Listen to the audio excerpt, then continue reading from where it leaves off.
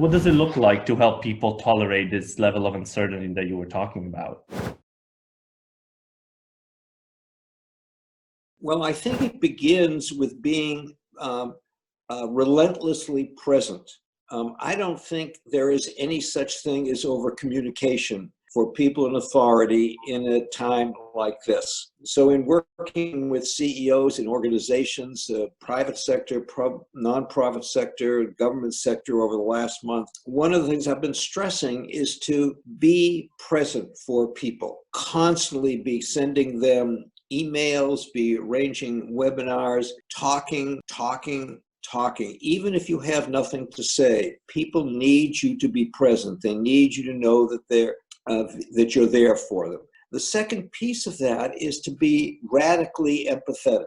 So every meeting, every webinar, every email should start out, how are you doing? How is it going?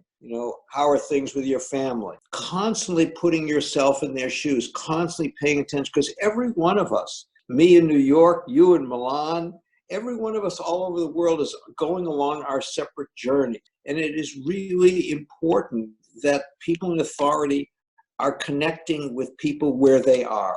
People are handling this in very different ways. The impact is very different depending on people's situations. So that's the second point. First point is relentless communication. Second point is radical empathy.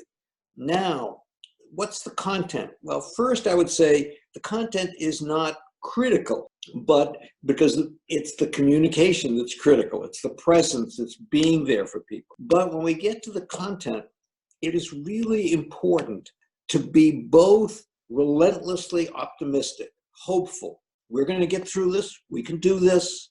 We've got the best people working on it. We are a strong country. We are a strong people, relentlessly optimistic. And at the same time, being brutally realistic. This is going to be difficult. We're going to make mistakes. This is going to be hard. No one knows for sure. So being able to deliver bad news, but to deliver it in the context of total confidence, we will get through this. This is going to be, we will make it. So it's holding both of those together. We've seen examples in the US and in Italy of people who are very optimistic but not realistic, or very realistic but not optimistic. So the challenge is to hold both of those together, to give people confidence that you are confident, and not to minimize the difficulty, to deliver bad news. If people experience you in a position of authority as willing to deliver bad news and maintain your optimism, that will help them tolerate this uncertainty.